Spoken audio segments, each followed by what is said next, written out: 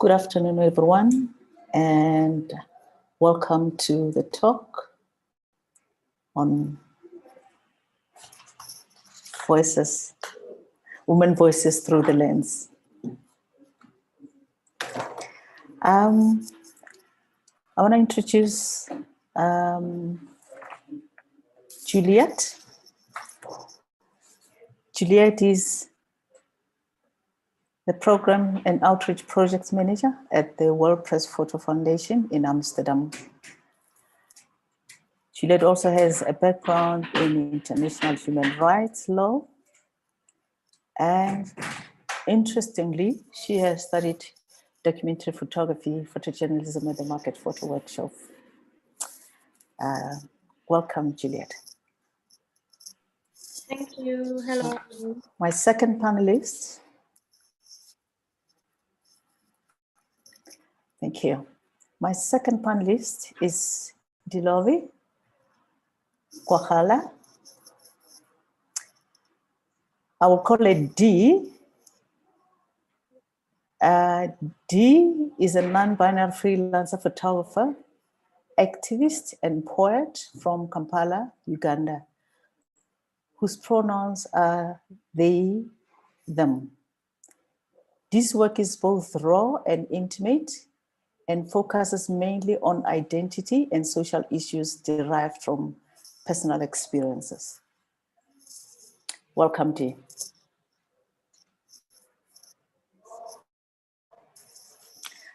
The third panelist is Polly.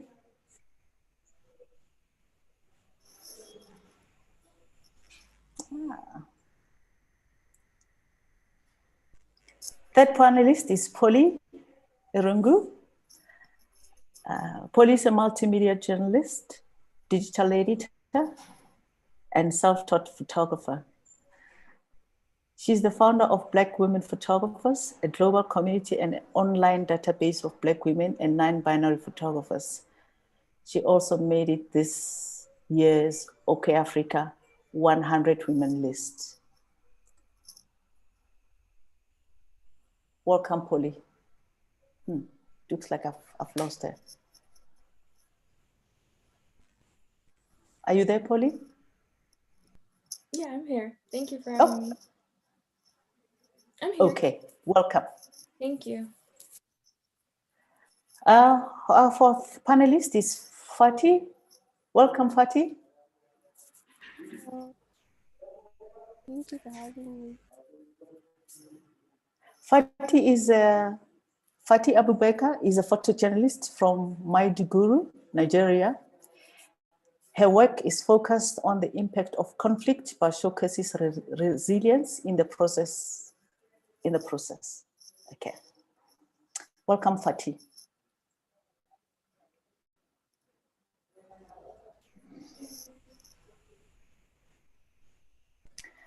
Let me introduce myself also. I am Ruth Mcdow, photographer, photojournalist, documentary photographer, storyteller, portraiture photographer. I've studied here at the Market Photo Workshop in the late 80s and was here for about 3 years. I'm a graduate of the MPW.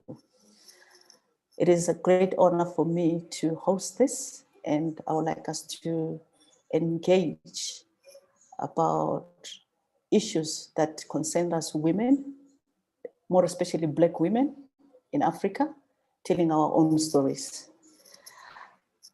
When I started working for the Mail and Guardian newspaper, I used to go out on stories, cover stories, do pictures, and come back to newsroom, and you have to file and you have deadlines. And I realized that along the way, I had more interest in telling a story the way I would love to. And I would always go back doing my own project, but do stories very deeply, engaging with my subjects, spending more time with them. And I thought in that way, I was representing and narrating the story differently the way I see it. So I want us to talk about our own experiences. And I think as Africans, especially maybe Black women, we tend not to have the voice, especially in this male-dominated industry. We're either being left very far behind, or we are not being taken seriously. And yeah, I want us to talk. Let's open the floor and then talk about our experiences. I'd like to invite, firstly, Polly. I'd like you to talk about Amplifying Black Voices campaign and your work on a billboard in Times Square. Okay. Hi, everyone. Polly, as introduced, normally I live in Brooklyn, New York. Currently in live from my mom's place in Oklahoma. And so with that campaign, so it was national campaign here in the States called Amplifying Black Voices. I think this was their first on the campaign. I'm not too sure, but here in the States, there was this really just this wave of like, I don't know, it's like a reckoning. There's just this reckoning in businesses and news outlets and corporations all across the board, you know, of just recognizing, you know, for me, I guess, amplifying Black voices in general. Like by day, I work in news, I work at a public radio station that's heard on NPR, New York Public Radio, and one of the programs I work on is heard on NPR, and NPR is a program, a national, you know, radio station here that serves just like everyone in the country. And so for me, you know, I work there, and so we were even having our own reckoning, for example, of like how many, you know, staff of like color do we have? Do we have a lot of Black, you know, editors and et cetera, et cetera. And so I just like the wave of reckoning just like sprinkled down everywhere. And so maybe that was a part of it. I have no idea. So I'm not, you know, I don't want to say like that necessarily was pegged to the reckoning, but it just felt like it in a sense.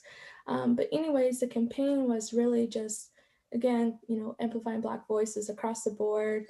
I was one of the few artists who were chosen for their campaign. And with that, the work was shown on their tower in the middle of Times Square in New York City. And so for me, I mean, that was just, you know, it was a really surreal experience to have my work displayed.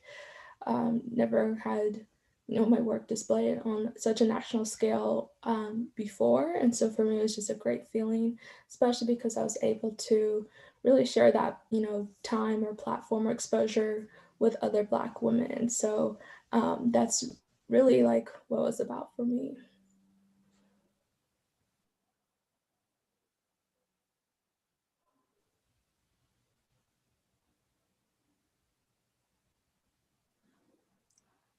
Are you still there? Yeah, I am. I just finished my point. Okay, I okay. talk Just one. further, or yeah.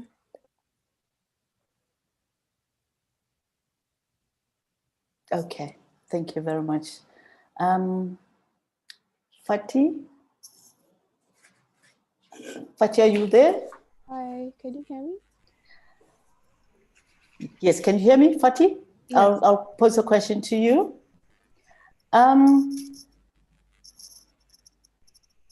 Bits of Bono, it's your personal project you embarked on to showcase your hometown of Borno State in Nigeria at the time of Boko Haram, a project that has been on social media and gained critical acclaim and has been published in media outlets, including, you know, the New York Times, BBC, and Reuters. Can you tell us more about being a woman? I'm going to use gender as, especially being a woman, covering the bits of Bono. How was it? Oh my God. I actually talked about this yesterday. We had a conference for women-led organizations, and we discussed extensively being women, especially in the north in Nigeria, where it's a predominantly Muslim, very conservative region. So a lot of the problems we had was that it's a male-dominated profession, and a lot of times it's very difficult to have access to a lot of regions where it is considered to be male territory. So, for example, if you are documenting, let's say the governor is going somewhere in a rural area, and all of the people, media especially, following him are men. So when I asked to say I wanted to join, they said, oh, this is a lot of men, you will not be comfortable. So there are a lot of places where you want to document, but you are categorically told that it is a male zone. So you are already you're already sidelined. So once you go there, you'll feel uncomfortable. So you have to find a women's group to join who is also going to other rural areas. So first and foremost, they always tell you it's a male country in general. Then it is a smaller Muslim town where the man is supposed to be the leader. So a lot of it is just being discriminated against because of your gender, not having access to certain places because you're a female. And then, of course, there's that stigma of being unmarried. You're expected that you should follow society's template of always being the caregiver, the homemaker. Then, if you're in a profession where you're traveling a lot, they frown upon that and they don't consider that a profession in the first place. So, I had to struggle around a lot of stereotypes, around a lot of stigma and discrimination. And I think for the first time in my life, it just hit me about 2 weeks ago. For a while, I was not focused on really seeing all of it. I knew it was coming, but I didn't know that when it hit me, it will take a toll on me. So it's very difficult to be a woman who works in a region, I mean, in a country where it's just male dominated. And of course, when we talk about grants, you don't even have access to those because a lot of the male led organizations have taken that already and they have a bigger profile because they have that male privilege also. So you're struggling as a freelancer, you're struggling as a woman, and you're just struggling in general, even outside of your gender. Thank you very much. I would like to engage you, Juliet, on the issue that she just raised now about having access to grants, having equipment to just go out and do the work. How can the World Press Foundation be able to sort of like engage women? Because I think most of the women in rural areas, it doesn't matter wherever in Africa, talents are being buried. They are just there. They cannot be nurtured. They cannot be, they cannot be done because there are no resources.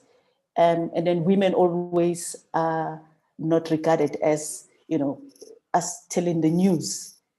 I mean, I've experienced the same thing that she's talking about, that, supposed to be at home and whatever. But what is the foundation willing or have an idea of coming to help Africa, women in rural areas to tell stories that are not told? Yes, I think we acknowledge this lack of, presence of women, and specifically of African women in the industry. And as an institution, WordPress Photo, of course, we represent this industry, which is still very unequal. And we see that in our photo contests. Like last year, we are doing outreach more and more every year to reach out to all the parts of the world and to encourage women to enter from, more region in Africa, in Asia, or in Latin America. And that's being really, it's being a big challenge, but also we've been acknowledging that we need allies to do this. So we need to work with local organizations who have the network to be able to spread the news. And we realize we need to get, we've been working on that a lot, and we need to get better at this more and more to be able to build a better and more diverse network all around the world. And the programs like the African Photojournalism Database has been really key to that, in building those connections and making those bridges with the industry and storytellers from all over the world, and specifically women. But it's still the photo contest. We hope that more women enter every year. Last year it was, still not enough, but we keep on doing the outreach, and we see an increase, a slow increase every year. But through our programs and our outreach, we can be much more deliberate in what we want to focus on. So that's why we develop projects such as the African Photojournalism Database, and we have a lot of women in there. So that's really positive. The Lovi, Fatih, I've met them through the database, and we've been able to, build connections. And what is very important is that we listen to them and what their experiences to better adapt the programs. So it's a learning in progress, but we're really committed to listen, make those connections, and see how we can adjust. Of course, the times are rough also for the organization, and we really hope we get more funding to really help resource-wise. But I think we have a big role to play in terms of reaching out more to women storytellers on the continent, and it's been really great to discover more talents through the years. Thank you very much. I'm going to bring you, Polly, again to talk about raising money for the Nigerian photojournalists and photographers who were in the front line documenting the #SARS. Tell us about what influenced you to do the, I know everybody has been not being able to work because of COVID, but what made you to do such a, campaign? Yeah, so to give some more context, so I founded Black Women Photographers in the summer. Like I did a soft launch on July 7th on my birthday. Prior to that, I did a COVID-19 relief fund for Black women who've been hit hard by the pandemic. My goal with that was only 7,000 because I didn't want to be ambitious. I didn't know, I've never fundraised for a collective before, for multiple folks or anyone really. And so I really didn't want to be too ambitious, but I wanted to make a small difference. Ended up raising over 14,000 in a short period of time, and was able to provide a small relief to many folks, many more than I actually planned to. So with that in mind, I was like, wow, if I could raise money, again, with the help of everyone, anyone who shared it, anyone who donated. I didn't have any big donors. It was really just individuals who really wanted to, help and make a difference.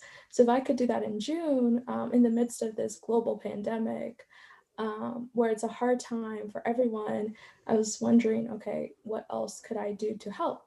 And so here, I'm in the States. I have a lot of Nigerian friends here and back in Nigeria.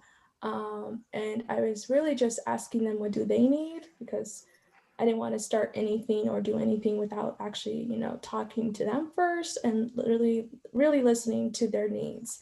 Because here I was in the States just feeling helpless. I was amplifying their work online. I was amplifying the situation, that's still unfolding. But I really wanted to do more. And one of the photojournalists named Yvonne, she asked me to actually help her launch the GoFundMe. So it was a joint effort. So with her help, I launched it on my end, but really it was a team effort. Really, she, she's there on the ground. She's actively documenting this with her colleagues, with her peers, her friends. And so really, we just both, we just hopped on WhatsApp, had a conversation, launched it. Our goal was 10,000 and we raised that within 48 hours, which is incredible. 10,000 USD. Wow. And we did that within 48 hours. And so it was really incredible to see everyone, come together. A lot of people here in the States felt helpless, like I said, and wanted to do something. And so this was just one way to help. And so we actually are in the process of, distributing it now to photojournalists who actively, do work in like high conflict, high risk environments, because NSARS was like the peg, but it's beyond that now, right? These are journalists who are often risking their lives on assignment often. And so for us, it was really about distributing to people who do this work all the time and will need this for more than just, one movement, right?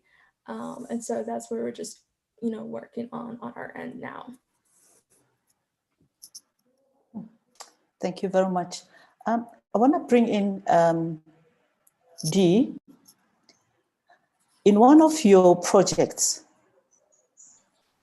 which is titled Born This Way, your work on albinism.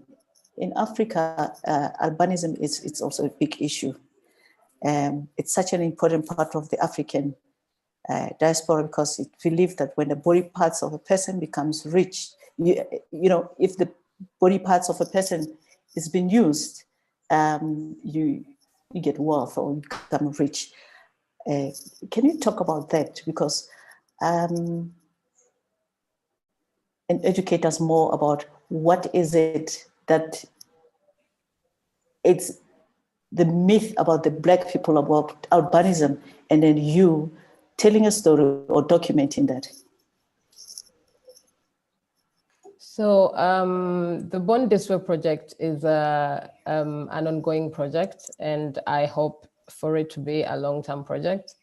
And I was inspired to document that side of things because of all the stories that, we've all heard about, like, in Tanzania, in Uganda, mostly in Africa, where people affected with albinism are actually viewed as, a source of wealth of some kind. And obviously, this has also been proved as a myth, but because people still feel like they can get away with it because of like the law protection back in the day when the stories were surging about, kids being attacked and, body parts being taken to witch doctors and stuff. There wasn't a lot of protection agencies or organizations that were really like focusing on protecting these people, because I feel like they didn't understand the need to provide protection for that particular group of people.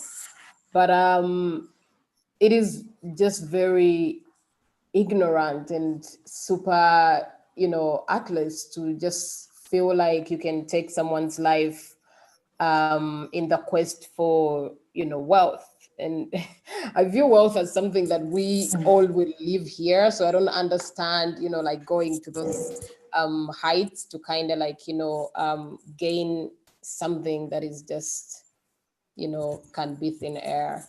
And so I have close friends that have gone through that. And I'm close friends with this woman who is helping with this organization called Mama Mzungu, where like they rehabilitate all these families with kids, especially mothers, because it feels like men often take the, easy way out if they feel like things have gotten complicated. And most of these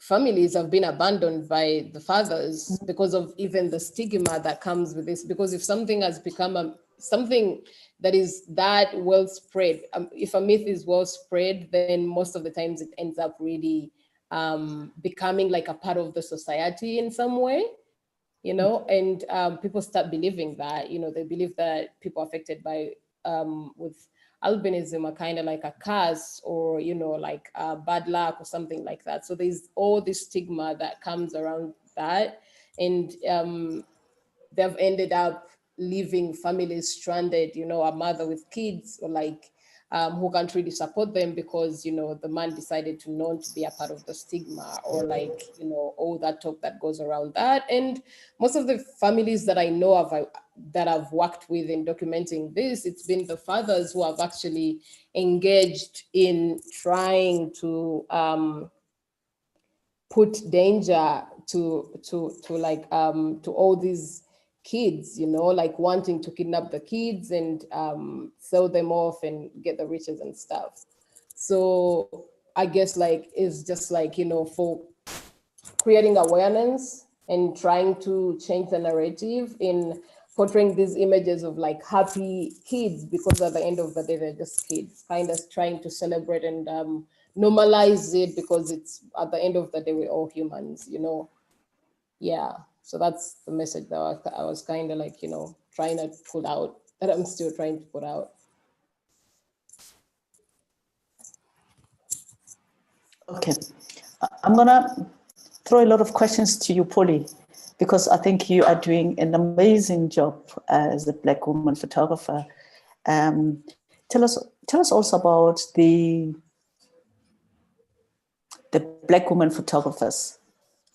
How did you, you know, how come that it happened that you thought about you want to have this organization or a community? Yeah, thank you. So I mentioned it was launched in July, but prior to that, I mean, it's really just tied to my own personal experiences as well. So for me, I grew up in Kansas, born in Kenya. We moved to Kansas, the States, when I was about 4 years old. And, you know, Kansas was great. You know, I grew up in a traditional Kenyan home. That was fine. And then after my freshman year of high school, we moved to Oregon. And for me, you know, as a young teen, that was a really hard experience because I was just separating. All I knew was Kansas at that point. And I was leaving my mom, and, you know, because my mom had to find a job in Oregon, my dad's job is the one that relocated. And I was just leaving behind like everything I knew at that point.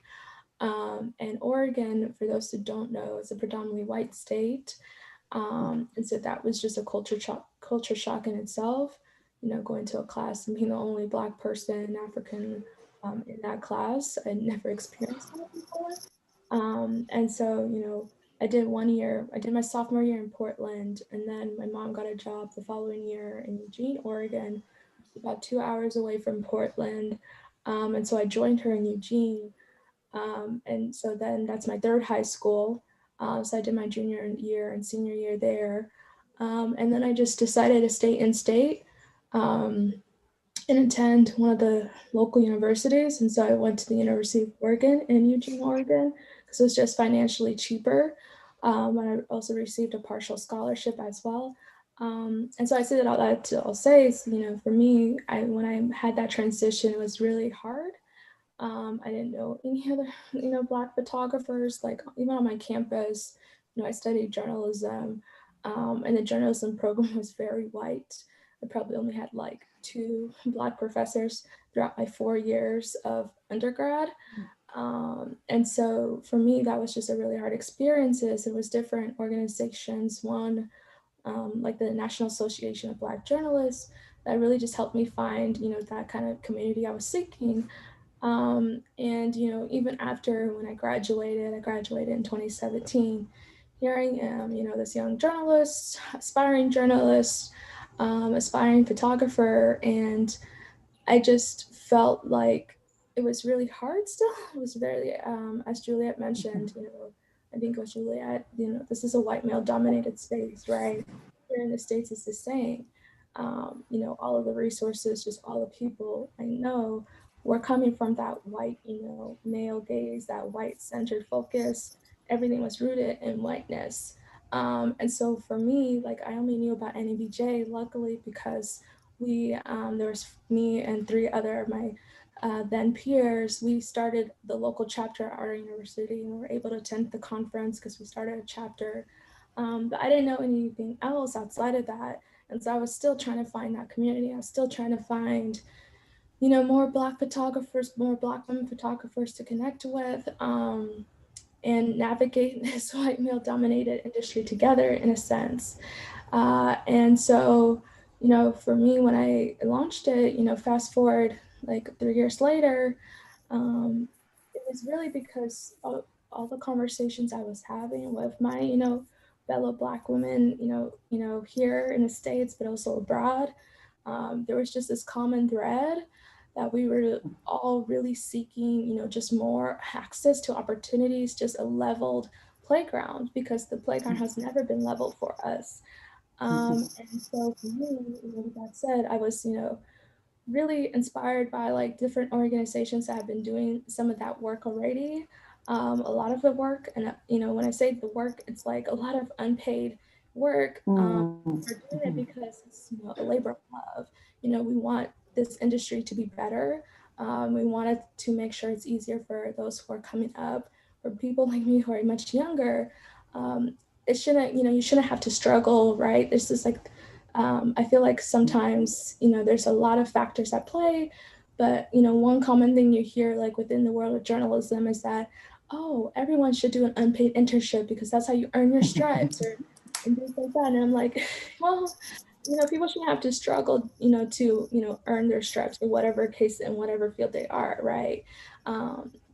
Because unpaid internships really hurt, minorities more, because not everyone has the opportunity to, 1, do work unpaid, and then 2, really just, even if there are paid internships here in the States, they're often in the most expensive markets like LA, New York, etc.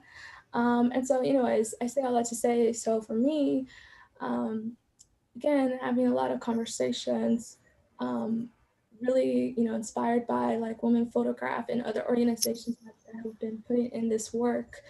I wanted to do more because I felt like I was just cheering on the sidelines, and I really wanted to do more, and I still saw there were some gaps to fill in a sense. And so for me, starting this community was just one way to help. Again, like, it's only been a few months, but I've been seeing a lot of, of fruits or whatever coming, the labor or whatever. I've been seeing some of those seeds blossom that I've been planting. I've been seeing everyone really come together. It's just been beautiful to witness just how genuinely, these women want to help each other. Opportunities have been created. People are actually using the database as a resource. So it's really been beautiful to watch in this short time. And I'm really just excited, again, how to continue to help folks here, but also, internationally as well. So, it's a group effort. It takes all of us to make, a dent in this industry because it's so hard really navigating this space. A lot of the organizations as mentioned are, labor related. And so for us, us people of color, Black folks who are really doing this, we're just trying to shake it up a little bit and, really trying to make more of an impact. And so I think that's just, part of the reason why I formed it. Great, thank you. My next question is to you, Juliet. As you came to study here in the Market Photo Workshop, and then also as a human rights lawyer, and then also, working at the foundation, what common things did you see or meet every time when you sort of like engage with other photographers, the need that they really want, or, and the struggles?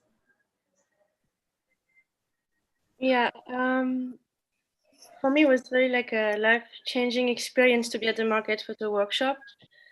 You know, it's very different if you study photojournalism, I think, in London or in Johannesburg, obviously, because first of all, schools in Europe are like so expensive. Who can afford that? And when I went to market photo workshop, I really wanted to uh, study photojournalism from, from that perspective, from the Johannesburg perspective, from the continent perspective. And I remember one of the first lectures we had to do was to make a presentation about the representation of the continent in the media. And that was other conversation we had earlier along about representation and who is representing who. And it was so engaging and so, yeah, of course, for me, as you know, a white European photographer, yeah, there were some power dynamics. I realized, wow, who I am to go into, the township and take photograph, and so all this experience was really formatting to go then to the WordPress Photo Foundation when I was working on the African photojournalism database. Actually, that was the reason why I first came there, because I thought, okay, uh, if we're going to have the WordPress photo and it's part of the problem, I think it should be also part of the solution. And that network should be used, and those connections that we have should be used to promote photographers from all over the world. And it's just, yeah, because of the industry, so years of inequality, and it's just equity. And so that was kind of the journey. And I think, it's been such an interesting time to join the organization, because a lot of things changed, and a lot of our programs and outreach have been dedicated, and have been dedicated to more listening, also to critically reflect. I think there's really more space for that, and to try to see, okay, who can we connect with, who can we empower through a platform. And I think what's I'm really inspired by listening to Polly, to Fatty, to the lobby, because now I think I would really would like to connect to these organizations and see how can we help you find more audience, find more conversation, maybe connect you with some other organizations. Have just use our platform to empower these organizations. Uh, and I think that's really what I would like to develop more and more. Not that we are going to save. No, we want to just give the platform to organizations that are there on the ground, building networks, and how can we act as build like these constellations of different organizations, because together we are stronger, as Polly said. There's a lot of knowledge and best practices to be shared amongst all these organizations. So I think that's really something we could work more towards. Thank you, Juliet. I want to bring in Fatih. I'm going to throw in questions as we go. It's, because this is a conversation about how we see our world, how we interpret it. Fatih, there's a portrait of you, rather taken at the buzzing Monday market in Maiduguri, at the resilience of people who frequent there. You mentioned that market has been bombed so many times. And if it can be bombed like today, but tomorrow, it's buzzing again. How do you find yourself covering conflict? With, there's like bullets and whatever. I had a choice in my career. I never wanted to do that, but I'm always, especially fascinated by Black women who do that, telling our own stories. How do you do that? Well, I think a lot of my energy honestly comes from rage. I definitely resent till this day how we were portrayed when the conflict happened.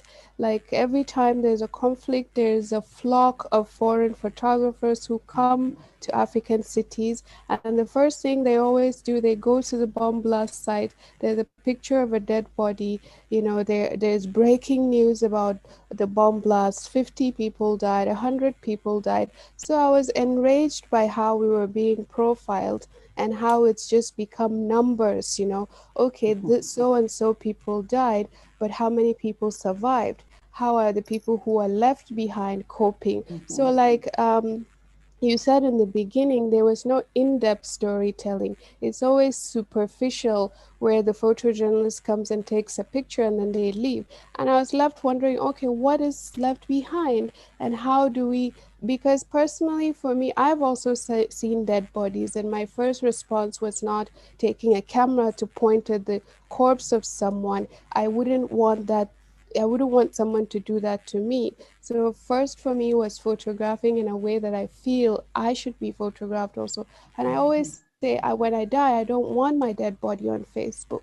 So it was essential for me to change how we were being viewed, to change how we were being photographed, and also to talk about, just like you said, the fact that if there's a bomb blast an hour ago, the next hour you go to another region and it's completely different. So it was necessary to show these two different sides, to show a continuity. Of course, the state is traumatized, but in my research, I talk extensively about resilience, because even for me, if the conflict hadn't happened, I don't know where I would have found the strength to carry on with this job. A few years ago, I wouldn't have been able to go to any bomb blast site, but because you get used to a lot of what you're seeing, because you're enraged, because you're unhappy with how everything is done, it's like a call to action. You feel motivated to do things differently. Okay, what can I change? And for me, I'm a very solutions focused person. When I see something that makes me angry, I ask myself, what can we do about this? How do we change how it is being done? So a lot of my drive is just pure anger, and the necessity that I feel that us as African photographers need to tell the story, and we need to tell the story and not just complain about how we are being viewed, but how do we change how we're being viewed. So that is essentially it for me. And I don't know what drawn to see other things. I don't want to see complete despair all the time. Thank you. Exactly. It's beautiful. Yeah. Thank you. Yes, I think I think most of us who were photojournalists, we feel the same way. That's why we sort of like have personal projects where we want to tell a story better. We're not there one day to tell a story and then we conclude that, this is how it is. You go deeper, you look at how is the family, how are the kids, how is everyone. It's not, maybe the bomb blast and then that's it. And also, Fatih, I want to ask you about, from your column at Daily Trust, you write about issues that you face as a female photojournalist: the misogyny, the stalking, the mansplaining, and mostly the verbal abuse online. How do you survive that? How do you share this with your colleagues? How do you manage, especially, I mean, if you get abused online, how do you do that? In the beginning, like, I was so focused on my goal and my vision and what I wanted to do that I ignored a lot of it. And because I grew up in the community, I already knew that this is a man's role, this is a woman's role. But then I traveled abroad and things shifted for me. So when I came back, I was like, I don't like these clear cut rules and all these, cultural barriers, and also a lot of religious barriers at the same time. I want to be free to pursue whatever I want to pursue without that burden of gender placed on me. And there's this, template of what you should do in our society. So when I went in, of course, and I also wrote about it in the article, I'm a rare sight here because it's not a lot of women who are working in photojournalism here. So when I came in, I was the odd one out. And I think it's a power struggle for men. You shatter their egos when you come into a place like that. They think, what is she doing here? She should be in the kitchen. Our president is even quoted as saying women should be in the kitchen. So that template is what all the men here think about. So when you come in, of course, there's someone grabbing your camera, showing you how to do it. The first time a man grabbed my camera, I was so stunned, I didn't know what to do. It was Wow. insane. I was like, why am I being questioned? We're all doing the same job. So why am I the only one who has to be shown what to do? So a lot of times I was in shock. I was completely silent. I didn't know how to react because when you react, then you are the angry, emotional woman. So whatever way you do it, you don't win. So for a long, long time, I was very silent, but it's just it was piling up, and then one day it erupted. I'm like, I can't do this anymore. I have to check everybody. If you say something to me, if I don't say something instantly, I will have a discussion with you. The next time you cannot do this to me. And the mistake I made was when we have meetings where people are asked, okay, how did it go in the field? I was silent. I didn't say what the men had done to me. And I regret that deeply because that is where the conversation should have started. You say, okay, I feel mansplained by you. I feel you're explaining things to me. Why are you not explaining to other colleagues? So I also saved people's jobs by not saying that, because if I had said it, they would lose their job. And then I would now face the guilt of having someone sacked. So it's a lot of things outside of what you're feeling that you have to think about. You become the villain even when you discuss the mansplaining and the online abuse. But recently, what I've done was I noticed that it's not just me, it's a lot of women being abused online for whatever views that you have that are outside of what you know. And in our region, it's much more difficult because there's a culture of silence. Whatever you do, it's shameful to discuss your feelings. So I was like, I'm tired of this, I'm frustrated. I want to talk to other women who are feeling the same way as I do. I noticed a friend of mine was being abused online, and I called her and I said, please, if you can, seek therapy, because for me, I sought Wow. therapy as well, and it has worked for me. Just meditating and listening to someone was really beneficial. For being listened to by someone was beneficial for me. And I chose a Black woman therapist also because I feel she would understand the microaggressions and all of the things that we face. And so in the end, I created a WhatsApp group. A friend of mine, Hassana, who's also an activist here, we created a WhatsApp group. And I went on and I said, this is how I'm feeling today. And for 2 days, the WhatsApp group kept going. Women were talking about all of the things they were facing in their different professions. And in the end, I was just in shock. I said, okay, let's keep a diary, let's keep a journal. Some people should talk about their feelings, even if it's a paragraph.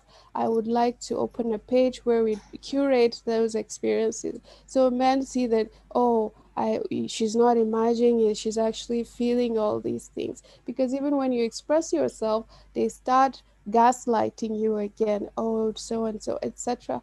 So for me, finding that community, creating that community, like I said, I'm a solution-based person.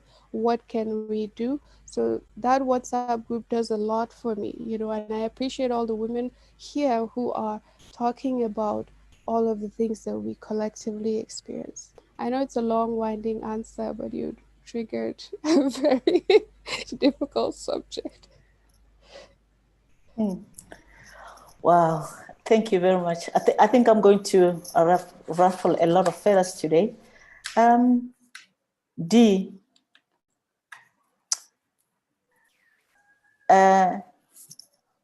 talk about the Lgb community in Uganda.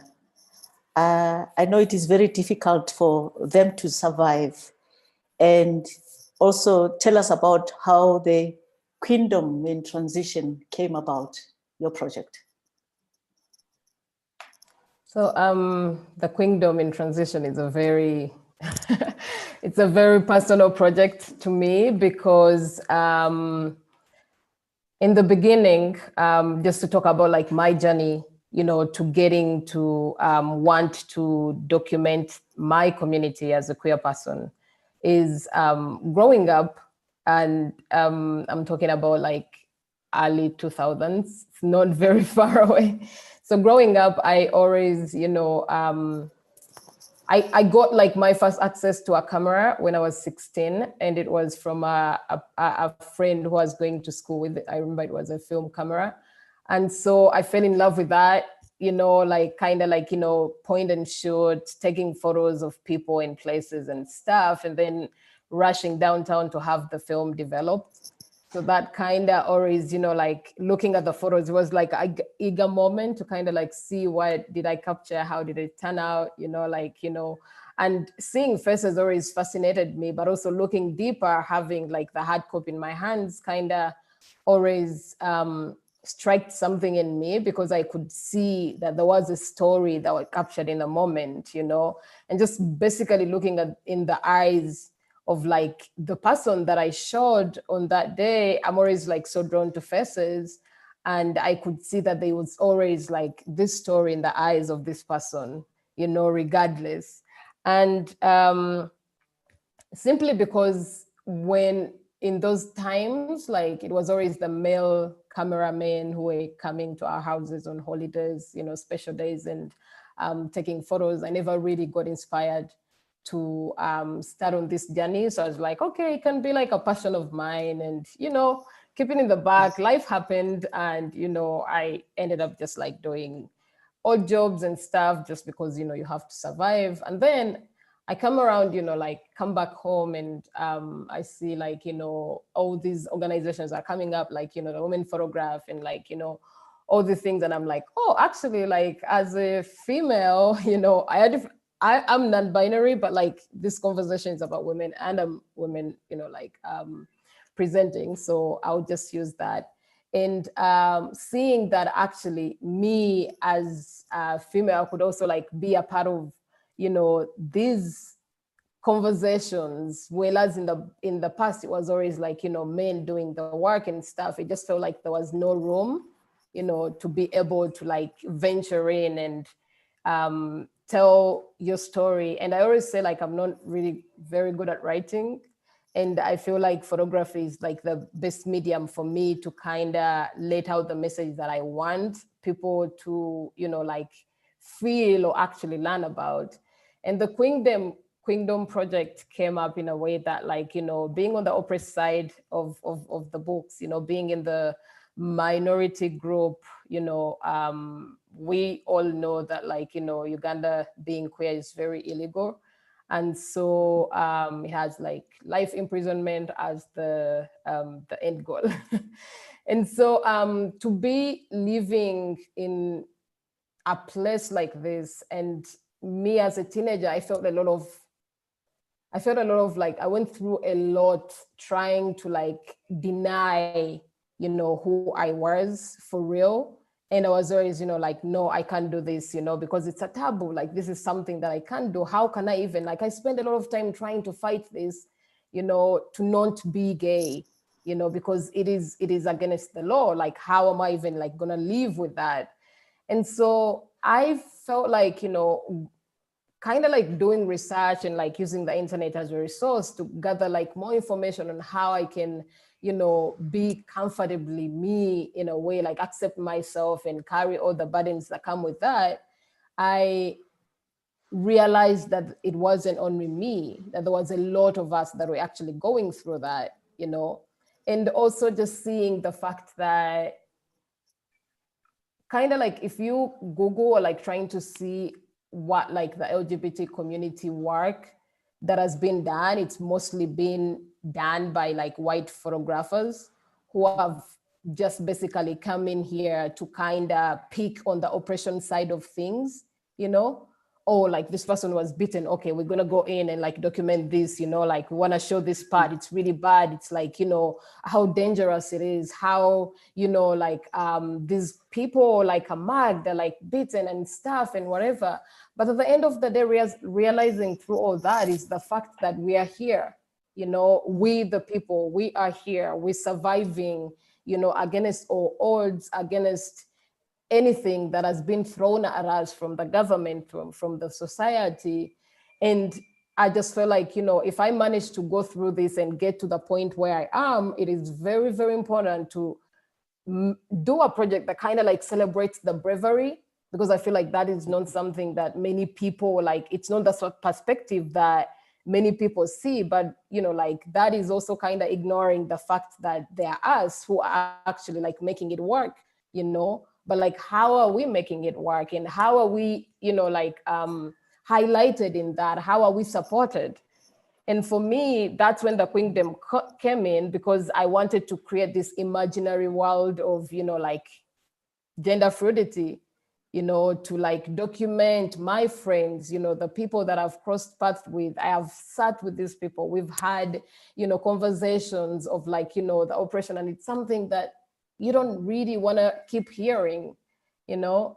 And so I decided to kind of like, you know, put it out there, because like you can't just come across a queer person like dressed up, you know, with makeup and stuff on the streets, you know. So I needed to create a safe space on where like us, we could come together and be able to like, you know, create this imaginary world of where we could, you know, I could let these people just be themselves, even if it's for an hour, and just kind of like, you know, keep the conversation going. But in the end goal was to change the narrative of how we are seen, and also like the beauty standards that kind of like, you know, have been embedded into us, you know, from the society, from the community.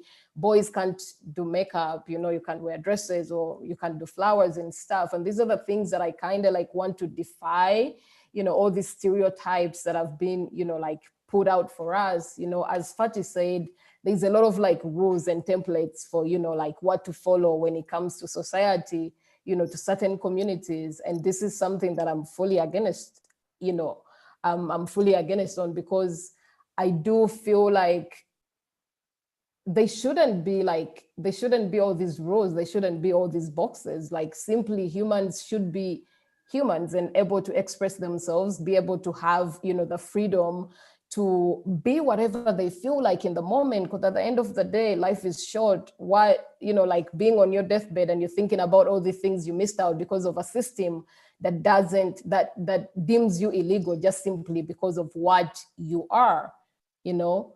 And so it just felt right in a way, because by documenting this, I kind of also like found my healing, because I was still like, you know, struggling to kind of find answers for my own self, but also with creating this space in a way to navigate through this together, to kind of create a community of, you know, friends that I can go to and just be like, hey, so, you know, I had this concept, you know, can we actually create something like this? And for me, it's just like, it's a healing process for both me and the participants, because every time we do a session like this, because obviously I can't just go to the street and, you know, start shooting when these people are like, you know, in makeup or like dresses and stuff. Obviously that would be very insane to us. We'll be like either taken to prison, beaten up and whatever, because that has happened before.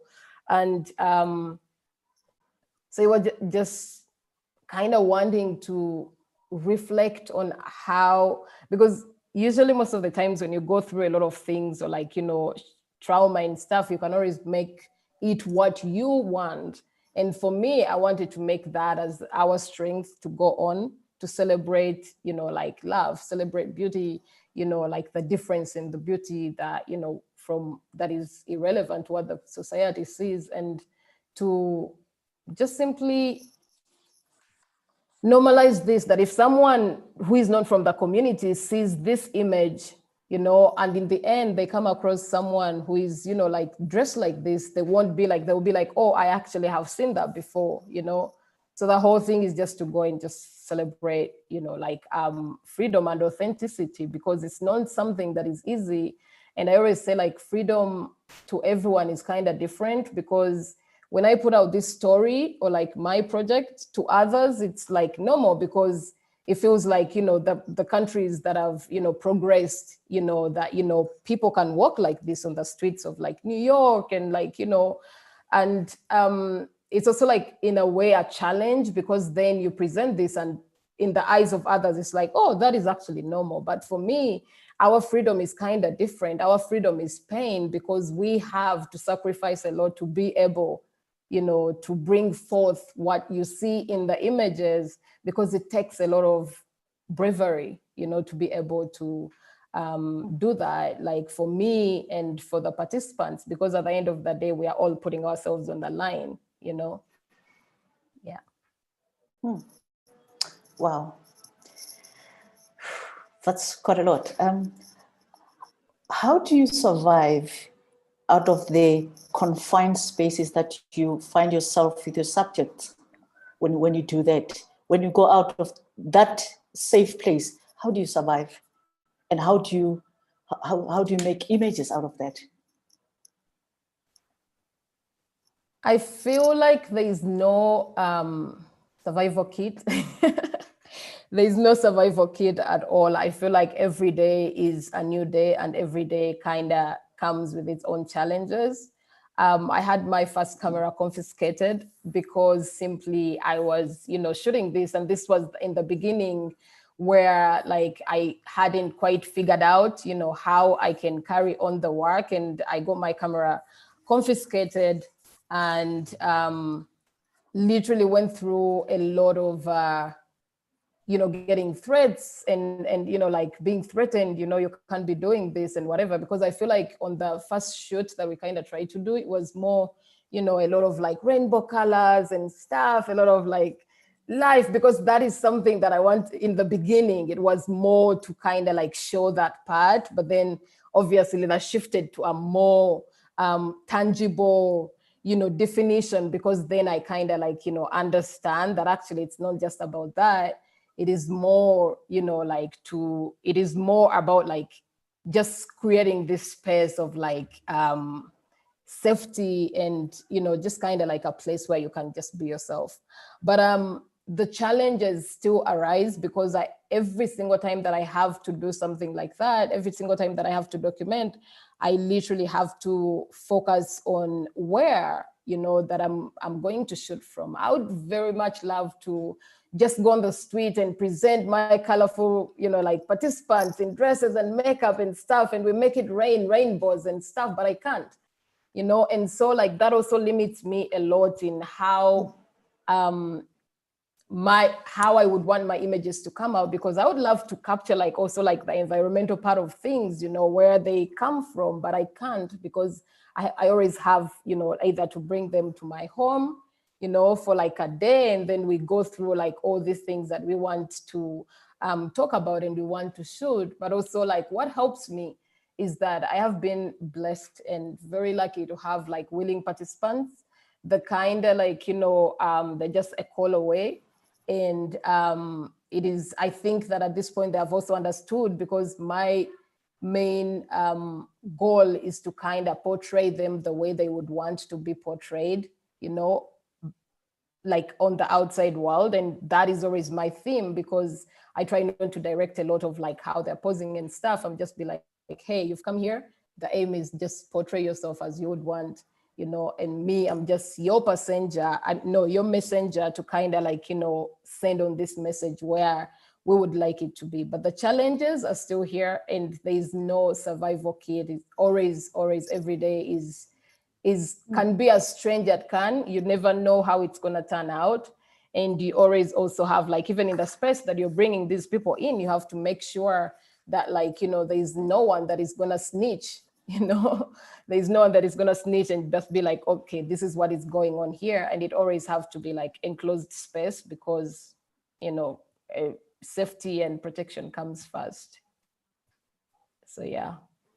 It's still something that I'm trying to navigate as I go, but... Are you currently working for any...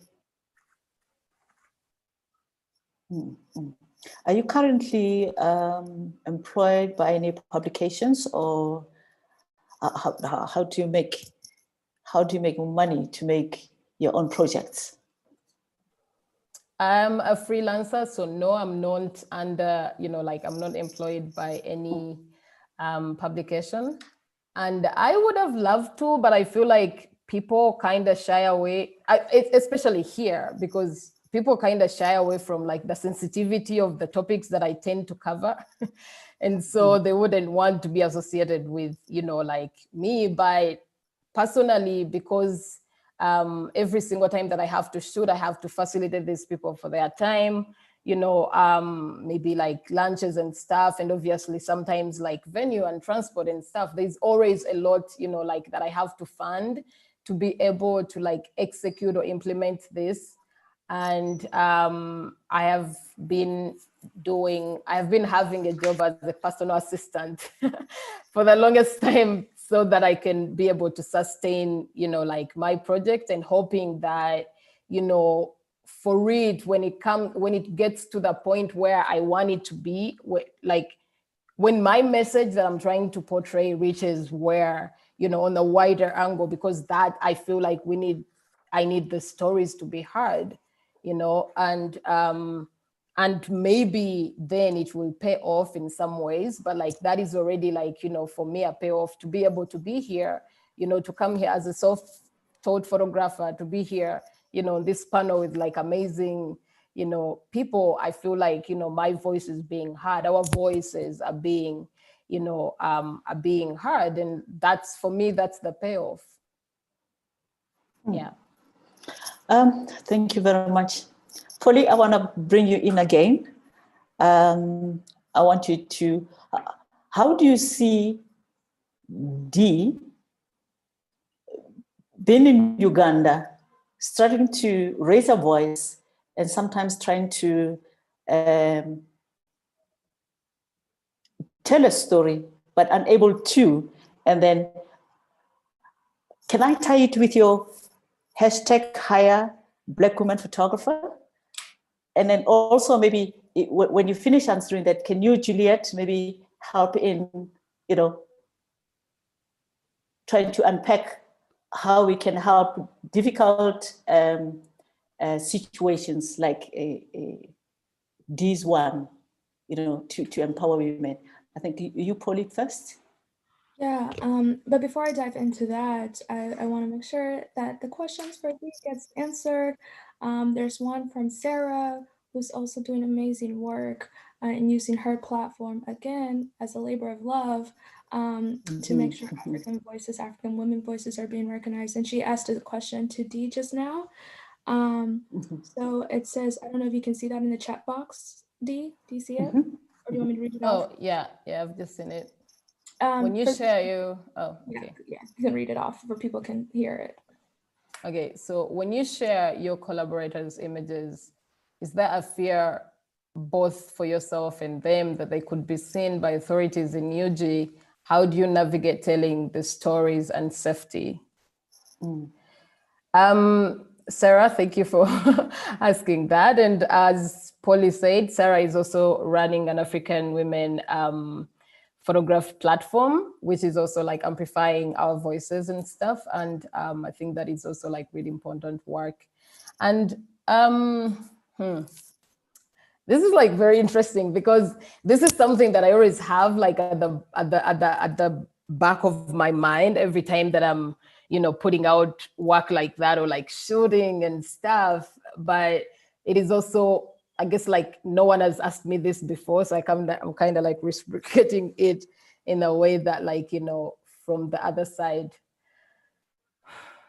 Yes, there is that fear, like there is that deep fear always, but I also kind of like understand and respect the participants, especially, like I could be doing a lot more photos and stuff, but I also, because of that, I have to respect like those who are not fully out, to kind of not be in these spaces, because at the end of the day, like the repercussions are a lot. Like if I'm here and I'm trying to just like brave it out and, like do it until like, maybe the law catches up with me or something like that, me, I'm ready because this is my line of work as an activist and a photographer. I feel like, even if you're silenced, you can't really just stop, But for them, they, like always have a lot to lose because most of these people are already like, in shelters and being homeless because of, the repercussions from their families, for coming out as transgenders or even cross-dressers because, because of what the society has done, to impact how we are viewed in the society. And so it is, I always lean on to the people that are already actively out there and, doing the work or like being in their free form, and so that always helps me to kind of like, collaborate with them, but also like, it's also like in a way like limiting because I always have like to take photos of the same people because I can't just force this. It's like out of my, control. But I've also had, in the beginning, like I spent like a year trying and wanting to do this project, but like many people were like, no way, I'm not doing that. And for now, I feel like there's been a lot of like openness that has come forward because they have seen my work. And I think also because, the people that I've collaborated with have also shared, like how this space can be, when we're on set or like, how it all goes. But also the other challenging thing is that, just to think about it and voicing it is the fact that you reach out to some people and they can, like just be like, oh, no, I can't be able to do that. But then you find out that I've also posed for like white photographers who have come in, and so you realize that there's that dynamic, because they feel like if they somehow pose for the white photographer, maybe there is some kind of like end goal or like, I don't know how to fathom that, but I feel I have seen that, happen. And I don't know why exactly it happens, but yeah, it is something that kind of bothers me. But yes, the fear of the authorities, definitely. But most of the people that I work with also like, have been arrested before, on the same cases of like, being trans and whatever. And so I feel like, we've all found like this small community that have braved out into this and just be able to like, do it and see where it goes, and yeah, and this is why I feel like it's important to kind of like, put this story out because there is more to it than just the visuals of like, people in dresses and makeup, like there's a lot of effort and like sacrifices and a lot of bravery. Like the word bravery is like something that keeps coming back because I feel like, it needs a lot of like courage to be able, like to do this because with the picture, you never know where it's gonna go, and yeah. And I feel like at one point, I really hope that there's gonna be a time where I can just, not have to worry about the safety of both me and, like the people that I work with and actually be able to document more people, because they're not scared of the repercussions. But for now, I can't really change. Yeah. I think also one of the challenges that I have encountered being out in the field, sometimes when you come in with your camera, it's sort of like intruding. It doesn't really matter, even if it's, your own community. They see you as intruding and then you leave. But if you go there sometimes without your camera and then, build a mutual trust, be there all the time. Most of the time I found it working, that people will accept you and then, and then it will be easier for you to tell a story. And then, yeah, I think maybe sometimes you should try that. When you don't get access and don't give up, you go and you go, you keep on learning every time, because maybe when they say no at that point in time, they're going through something. Yeah, but I think it's quite important that you sort of like build a trust, that they can trust you, to come into their own space. Yeah. Thank you for sorry, that. Sorry, Yeah. can I just say something? Yeah, I was gonna say, like, as I said, like, before I started the project, I spent a year, in these spaces with these people, like, talking about like the concept that I have, and even like, just having conversations basically that are not even a part of the project that I was doing. So of course, like, but also like, the creation of trust, it's a process that needs to be done, of which I've done, but also like, we also have to respect boundaries in case, like people are not ready, and just be, able to wait until they are ready to kind of open up to the world, because this is very, sensitive. It's not a matter that you can just bring up in whatever, like it's a process. And I'm happy, I've been doing this for 2 years now, plus the year that I spent just kind of like, navigating through like, what I needed to do, like creating friendships, that have lasted until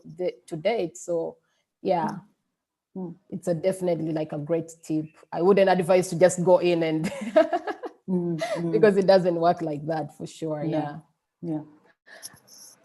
Polly, do you want to come in maybe for just like a few minutes, and then Juliet also answer to that? Sorry, may I repeat the question?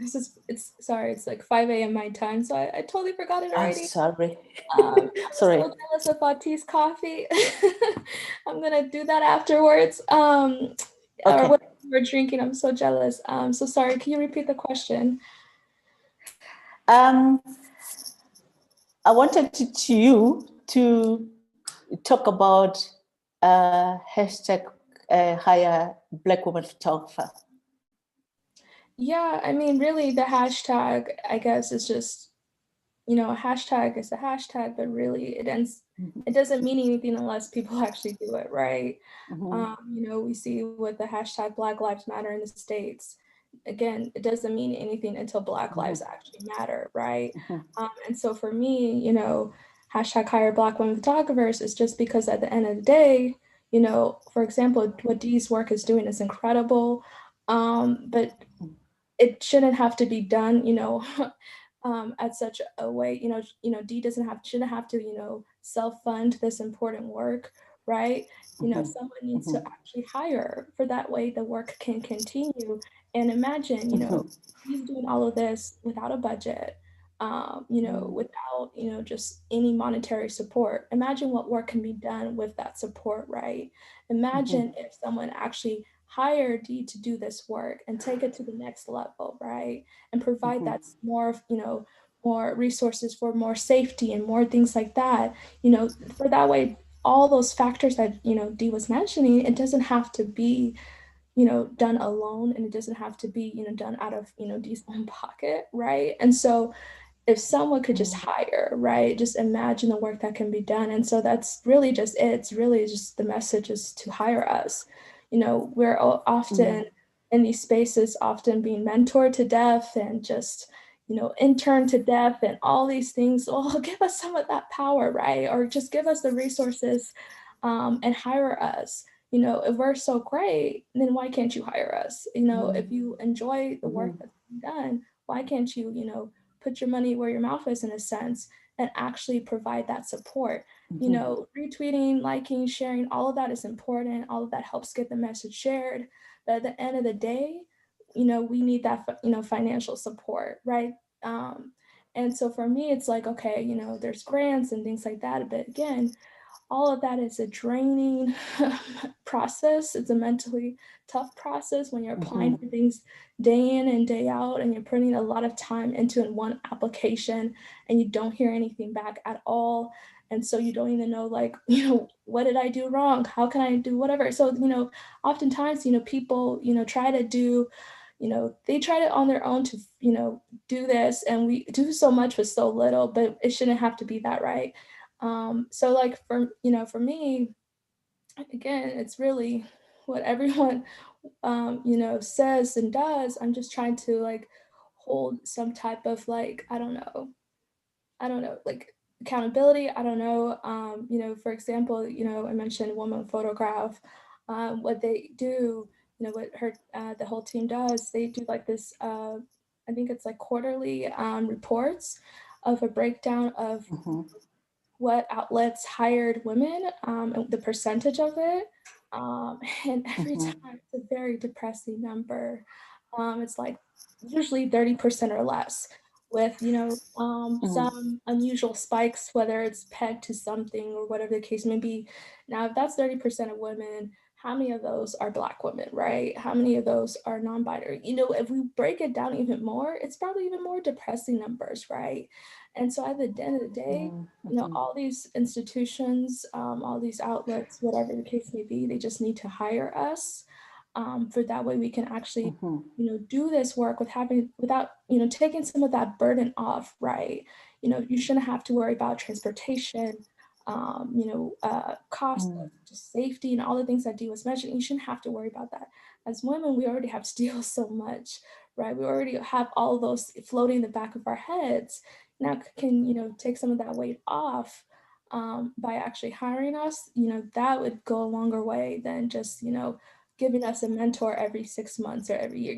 Because I just often feel like that's just we're often pushed to the side in that sense. Like they give us crumbs and whatever and give us this I don't know, like this false sense. I don't know what it is. I'm having trouble finding the words right now, but again, really the point is just to hire Black women photographers, for that way they can actually do more work, and don't have to do so much with so little. I mean, everyone I know is a freelancer.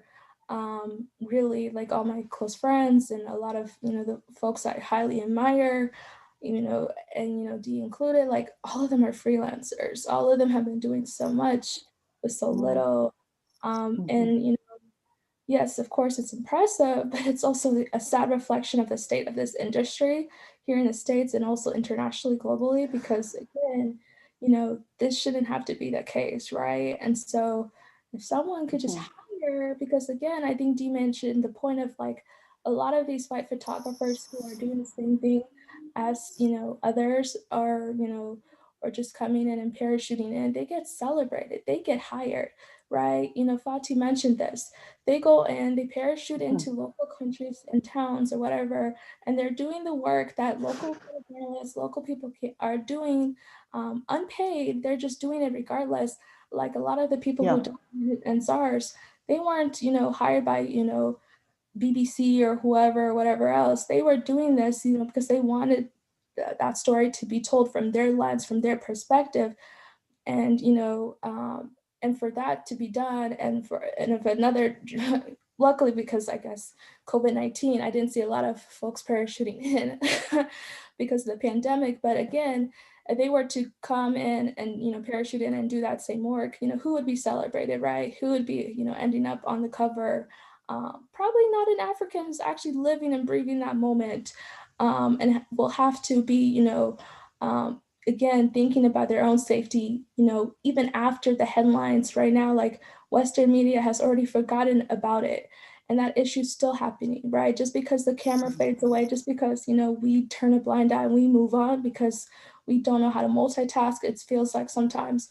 Just because we're not covering it here in the States doesn't mean that it's done. It's a done deal. It's over, right? And these are the ones who are, those local photojournalists are the ones who actually are still documenting, still doing that work, still, doing it all, freelance basis. Yvonne was in here earlier and she was one of them. She's the one who I was mentioning about doing the GoFundMe together. Because again, they're freelancers risking their lives day in and day out. And then just imagine if we could just offer them some kind of support, right? So that's really what it's all about in that hashtag. Sorry, just to kind of, sorry, Ruth, just to add in a little bit of like what Polly just said about like, hiring and like, giving us work, not just like, hire us for like, like as a token or whatever, but actually pay us what it's worth, because I have had someone from an international news agency write to me and ask me to write an article about, like the African, the Western representation of, like African stories. And also the same person offering me 10 euros to, you know, like for each picture to publish like a gallery of my work, you know, the work that I do like with sweat and like, you know, all the effort that I put in, for someone to just be like, okay, for each photo, you know, I'm gonna pay 10 euros, and you have to understand that, you know, because we have a big platform, you know, this is gonna give you exposure, and you also have to know that like, I need to share your work will be on our website indefinitely, you know. So all time I heard the word exposure, you know, I'd be you know, like, and all this like the exploitation also with someone like that, because, you know, like I also know that many people tend to, when they mention their money in their currency, it's more about, oh, you know, like it's a lot of money when you convert it in your whatever, but like they don't think about that when they're hiring, like, you know, the white folks or like other people from outside to fly in and, you know, like tell our stories. So, you know, if we're talking about hiring, let them actually like pay us for what it's worth, or what they will pay other, you know, like people to do the same work that we are meant to be telling ourselves, you know. Thank you for bringing that up, Polly. Jump in, sorry. It's, you know, for me, outside of the hiring, it's even the attitude in the way you were hired, you know, and when you're hired and when you get in there, it's not even the same tone, it's not the same approach, it's not even in the conversations you have with those people, you kind of feel, and I mean those people, the photo editors that are abroad who assign you, mostly white men and women, when they assign you, the tone is different, the approach is different, the pay is different, and even when you're filing, the way you're talked to is different.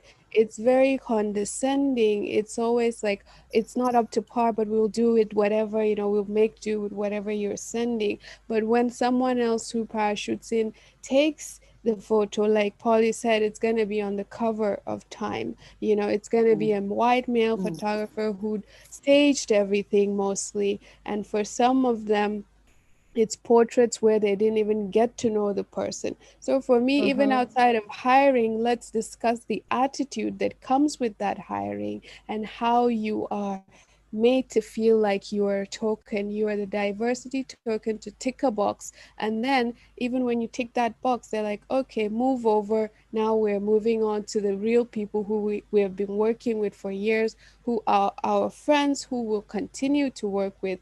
Now your time is over.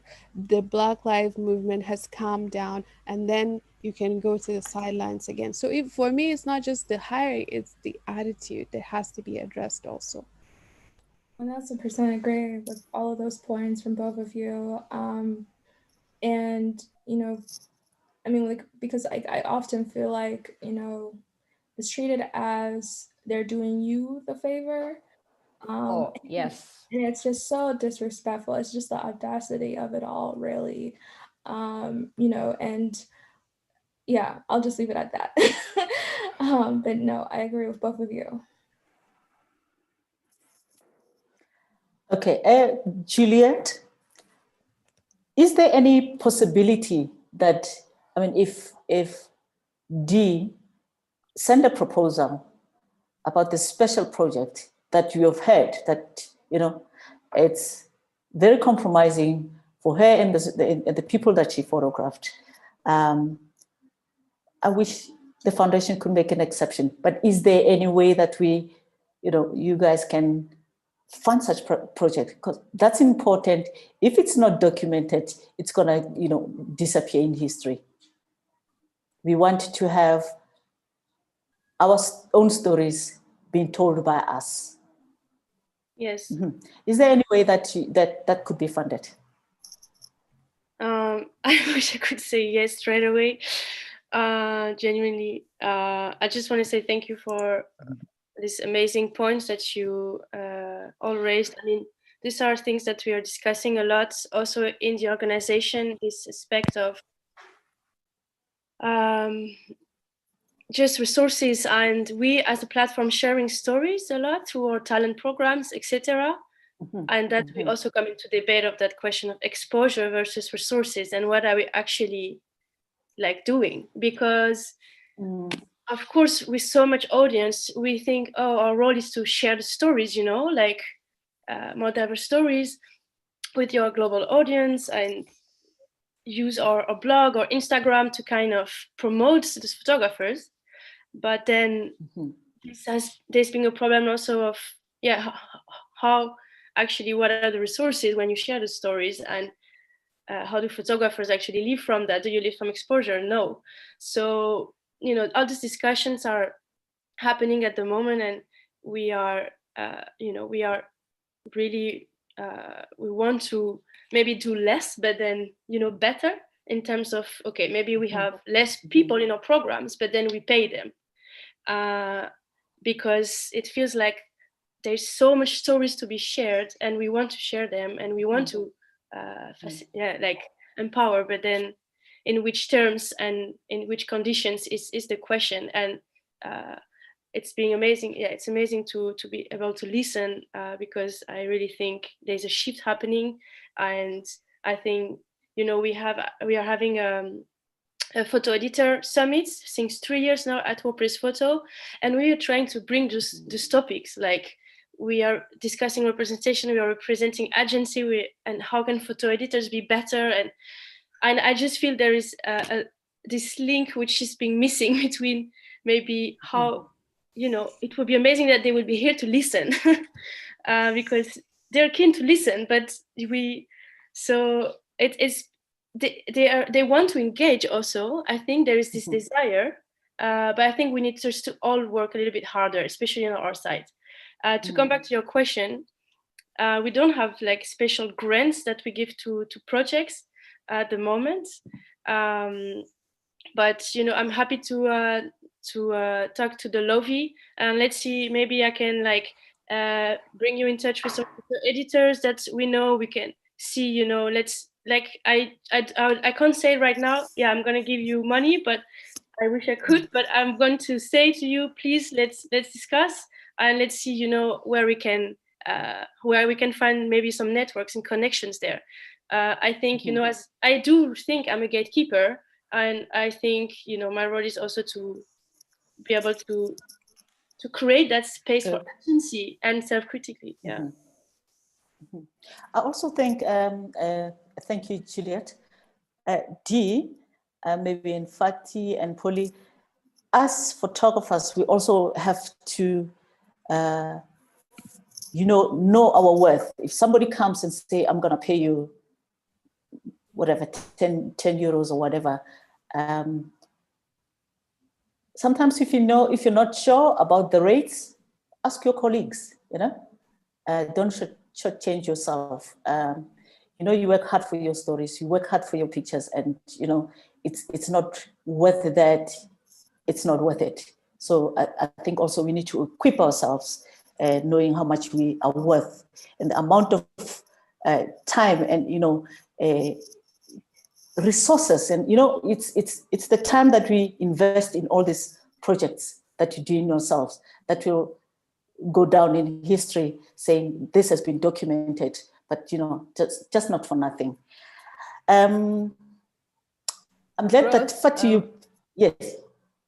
Sorry, before we like leave to another like topic or something, I just wanted to mention this so that it doesn't get lost in the realms. That like when I mentioned about like, you know, white folks coming in, or like coming in to document like, you know, these, and like being given access to somewhat stories that we couldn't access sometimes. I just wanted to make sure that like with the experience, the people that I've talked to that have been photographed like that have ended up telling me, you know, like they felt very intimidated in the process sometimes, and that they also just felt like, you know, they weren't that comfortable because, you know, like these people mostly don't take that time to kind of like establish the trust, as you said. And at the end of the day, just this is a message to go out there, is that most of the times, you know, like when you come in and do something like that, it actually hinders, you know, like restricts our access, you know, to our own stories, because these people feel like they can't really now trust, you know, like someone in the camera. I just wanted to say that. Yeah. I think also in my experiences, sometimes you go to a community, you want to do a picture story or daily life, and then because of other people who came there before, they got paid or they'd been given money. But what I normally say, I go transparent and say, I don't pay anybody, but if you don't want to be photographed, it's okay. But I will ask for permission. And what works for me most of the time also is I will do some prints and I'll take them back and we sort of like do a mini exhibition, and people love that. And you do prints for them. They love that. And in that way also, you gain trust, Yes. I want to ask this question to Fati. You said, I think it ties to this also. You said for most of us working in aid, in your column also you talk about war economy. We watched our careers explode. At the same time, the person we served remained the same. Mostly interns with zinc toilets, craving to go home. Many flock to Bono State, which is now called ATM, to join a bustling war economy that promises empowerment and interventions. Billions are pumped in. People are winning awards for photos. Researchers churning out books, foreigners troops in, but the displays are still intense. This is exactly what we've been talking about with UD. And how is it that you go and you see those kind of suffering? The money that's supposed to be for the victims, it's channeled somewhere else. How do we correct that as narratives? How do you correct that? Or how do we try? Because, how do we try and do things right? I think the correction of the narrative is not the first problem. The first issue that has to be corrected, the aid industry works, right? The aid industry focuses more, like Polly said, because you're not hiring locals, you're hiring foreigners who come in to teach you how to take care of yourself. The money is going back to the West. So if we employ locals, or we ensure that most of the hiring is focused on locals, we're changing lives and we're changing the economy. But if from top to at least the middle way, it's foreign people being employed, the problem is not solved. We're not going to rise to the top where we'll get a better quality of life. So you will continue to be in abject poverty. So for me, it has to start at the aid industry looking at itself, not just in their hiring of local aid workers, it's in their hiring of local photographers to tell the story. And aid always has the look that you take of an African child or an African family that is already a damaging narrative. And then if it continues with a wide gaze, it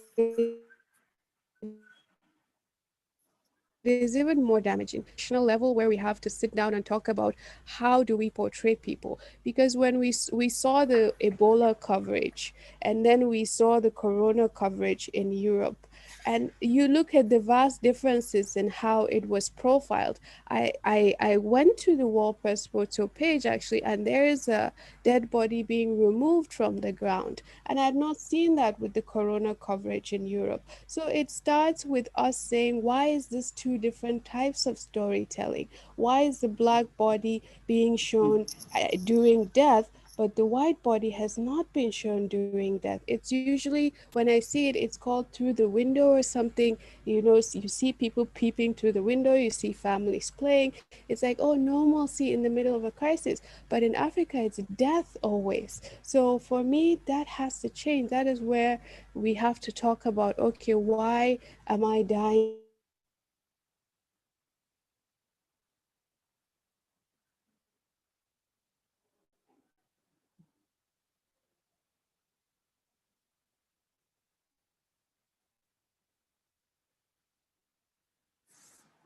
I think we lost her. Yeah. Oh. Is she back? No? No. Okay, I think we running out of time. We just need to be brief and I just want to, can I just add something? Actually, you remember this case of the Nairobi terrorist attack, and there was a controversy around New York Times. And that was very interesting because that case we brought to the Photo Editor Summit and we discussed it and how photo editors understood that issue of double standards, because that's what it is. And you know, those kinds of discussions are really important. Of course, they're small steps, but I feel just having to be able to have this discussion with a group of photo editors was really beneficial.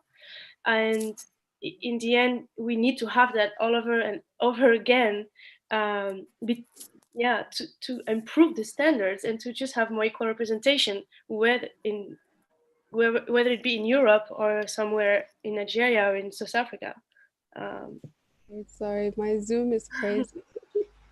okay. Do you want to wrap up your? Continue and join in after she finishes. I don't want to interrupt the sentence. She's done. You done, Juliet? Yeah. I was just sharing Yes. the anecdote that we discussed one of these cases, the Nairobi controversy when there was the attack in Nairobi with the New York Times, that we discussed that in the Photo Editor Summit, and it was a very interesting discussion, and that it's very needed to have these discussions inside the newsroom to be able to bring that structural change, which bringing the structural changes is really through having these discussions, these honest and self-critical discussions. Yeah, that's a good case to bring up because this speaks well to Fati's point. But to me, it's like, okay, you know, because all those conversations were had, right, years ago. And then they come back and they come back and they come back. So for me, I guess the question is, when are we going to stop talking and actually start doing, right? When is there going to be that sense of urgency to actually, implement change? Because what Fatih speaking of, that's not something new. There's always been that celebration of Black trauma, Black, porn and like trauma porn, especially when it comes to Africa and just African bodies. And it's always, played out like that. I saw that when I was here, and we actually talked about it at my work. We had a segment on it for COVID-19. We discussed that a few months ago, but I'm just like, when are we actually going to stop having all these conversations? Because, at what point are people actually going to start doing that change? Like, we have no, power in what makes it to, the New York Times or whatever the case may be. But the people who do have that power, they already know this. This is nothing new to them, right? So when are they actually going to actually implement that change? Because we can have conversations all day long, but until that it's actually something's actually being done, frankly, sometimes I get tired of talking about the same thing, especially to the audiences, the photo editors or whoever actually need to hear it aren't hearing it. Like, are they listening to this conversation right now? Because if they're not, they should, and what can they actually do to get, I don't know, to actually do the work to make sure it doesn't happen. But sorry, Fatih. I also wanted to add that it's not just like foreign photographers who come in to perpetuate that. It's actually in the African photography industry as well, where we have been, I think the white gaze has taught even on the continent people that these are the award-winning photos. These are what is going to be given the grant. So this is the kind of imagery we're looking at. And then you have people aspiring to take that photo of trauma so that they can win those incredible grants. And then because the industry itself is awarding and applauding trauma, and every year you go and the winning photo is like a man on fire or like somebody who had died on the street. So you begin to, even African photographers begin to aspire to take images like that. So I think we have to ask ourselves why we are also wanting that foreign validation and why we are also continuing to take photographs in what we feel is what is needed by the industry. So what I love about Lovey's photo is just saying like, I want you, how do you want to see yourself? A lot of African photographers have a tendency to just take a photo of what they feel the white gaze wants to see. So I think in questioning others, we also have to question ourselves. You know, how do we unlearn what we've been taught is what photo is for the African continent? Sorry, just Okay. we need to wind up. Okay. Yeah, we need to wind Yeah, up. it's okay. And I had another question for you for that other story you did, but I think if I give you 2 minutes on that one, D, I give you 2 minutes on your Okay. yes, I'm woman. 2 minutes, literally 2 minutes. Okay. Why that project Okay. also? So like most of the projects that I've undertaken and started doing, it's more about like, you know, trying to change the narrative of how things are seen in my society, in my experience.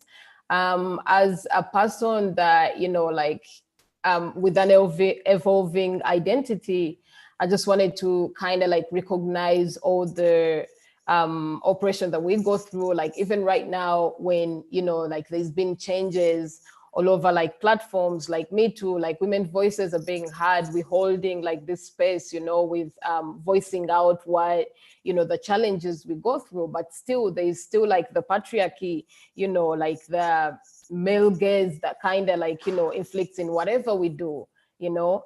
And so personal experience, a little bit of personal experience with this is that, you know, I have a 7-year-old child who is, I'm a single parent. I have a 7-year-old child who is, you know, like whose father is not in the picture anyhow, but I can't process anything without this person's signature. You know what I mean? And so like that is all like uprooted in the system and how the narrative has been all these years and still continuing, you know, with the small sparks of like how it goes. And I feel like this is also something that we need to like hold conversations about and be like, how, where does it end, you know, for like the male gaze to kind of like still predict and like, you know, take part in like our conversations as women. You know, we've been denied for spaces on tables before, but this is also like something that has been going on for many years. And when is it going to end? You know, when are we able to voice our own opinions and come and take up space, you know, as both, you know, like from wherever we're coming from, if we identify as women, you know, like when are we ever going to be able to do that and stand by ourselves? And I feel like also, just to add a little bit quickly, is the fact that the project is also like, you know, trying to educate, like cisness is not like the basic, you know, like because just because you're cis, you know, you're a cis woman, it doesn't necessarily mean that, you know, like the others that identify as, you know, women or non-binary, they're not like, or transgenders that are not real women, you know. Yeah.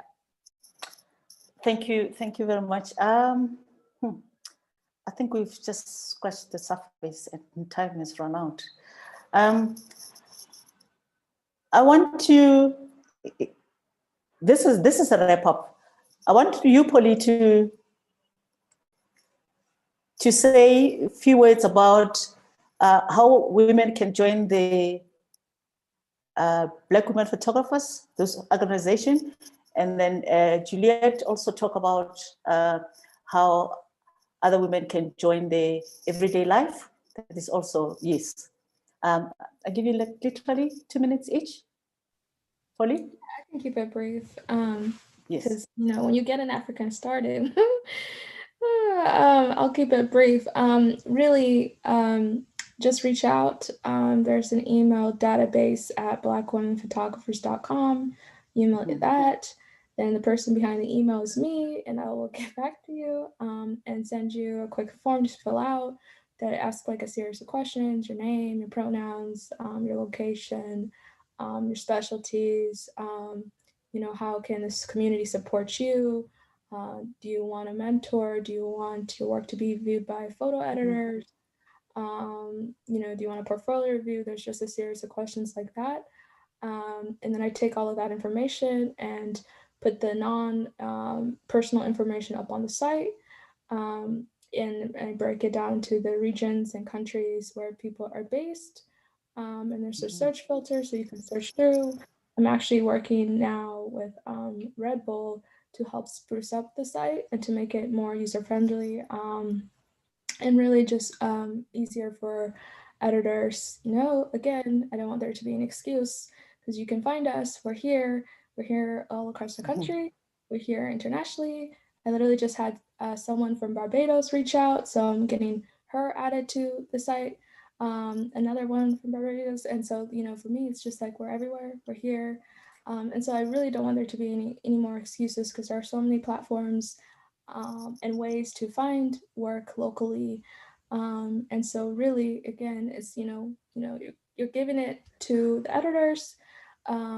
And so if those excuses can, cease, hopefully, and actually be used to actually hire us, like I said earlier. So yeah, if you just reach out by email, I will get back to you hopefully within a week, because again, it does take a lot of time to add each person, everything out like that. So I really try to be thoughtful and really just try to, just properly vet and whatever. I haven't had any issues yet. So yeah, just reach out. Thank you very much. Juliet, Every Africa? I want to say the same. Do reach out. I just put the link in the chat to register to the EPJD, and and also I share my email address if anyone wants to inquire about the program, so they can get involved in the Europe Smart Masterclass 6x6 talent program. We have always new grants once in a while coming up, so I think it's great if you check that, but also just ask me any questions if you want. And it's been really amazing to be part of this panel, and just want to say I'm really honored, and thank you for sharing your amazing work and experiences. Thank you very much. Fatih, I'd like you to give 1 minute to say whatever maybe that you never said. 1 minute.